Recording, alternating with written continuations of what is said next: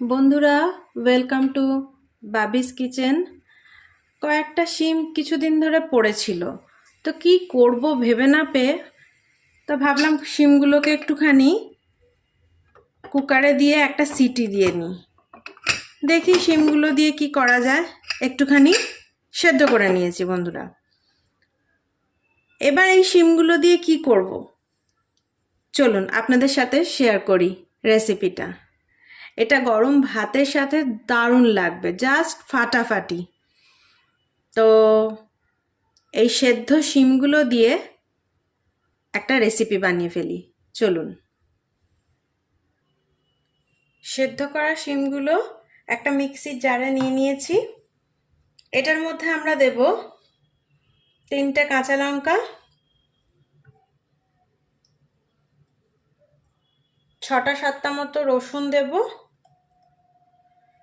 আর কিছুটা ধনেপাতা কুচোনো দেব। দিয়ে এটা ভালো করে মিক্সিতে ঘুরিয়ে পেস্ট বানিয়ে নেব।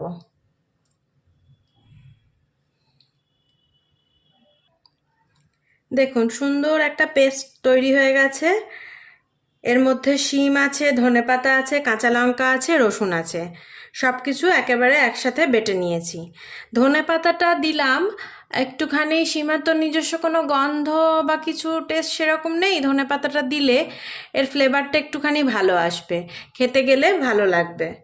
চলুন এবার নেক্সট প্রসেসে যাই। এটা কি করব সেটাই হচ্ছে আসল ব্যাপার, চলুন।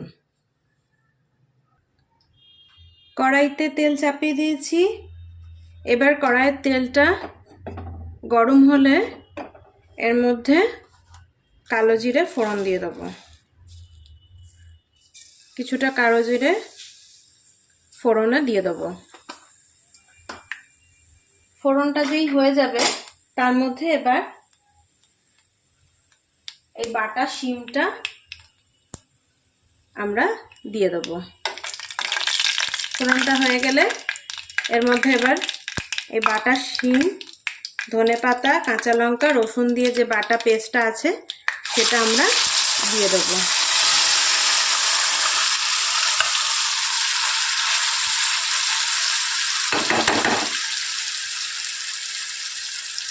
এটা দারুণ সুন্দর খেতে হয়।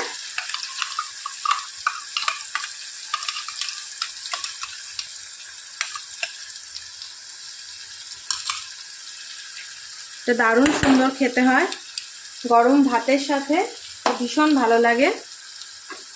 এরপর এর মধ্যে একে একে বেশি কিচ্ছু দেওয়ার নেই, শুধু একটু হলুদের গুঁড়ো আর একটু নুন, স্বাদ অনুযায়ী নুন।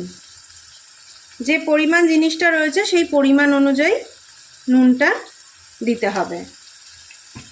এটার মধ্যে যেমন 1/2 চামচ মতো নুন গেল আর হলুদ গেল, ব্যাস, আর কিচ্ছু দেওয়ার নেই এর মধ্যে।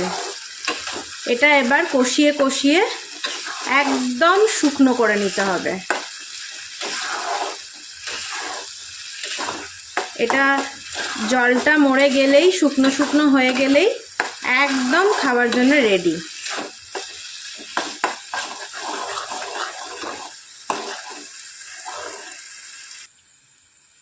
দেখুন এটা কষতে কষতে একদম জলটা শুকিয়ে গেছে, এটার গা থেকে তেল ছেড়ে দিয়েছে। এই রকম চলে আসবে, শুকনো শুকনো এরকম চলে আসবে। এবার এটা ভাতের সঙ্গে খাওয়ার জন্য একদম রেডি। গরম ভাতে জাস্ট এটা মেখে খাবেন, ফাটাফাটি লাগবে, ফাটাফাটি। এটা একদম খাওয়ার জন্য রেডি। বন্ধুরা কি সুন্দর হয়েছে দেখুন, সাজিয়েছে সুন্দর। তো এরকমভাবে আপনারা বানিয়ে গরম ভাতের সঙ্গে খাবেন, খুব ভালো লাগবে।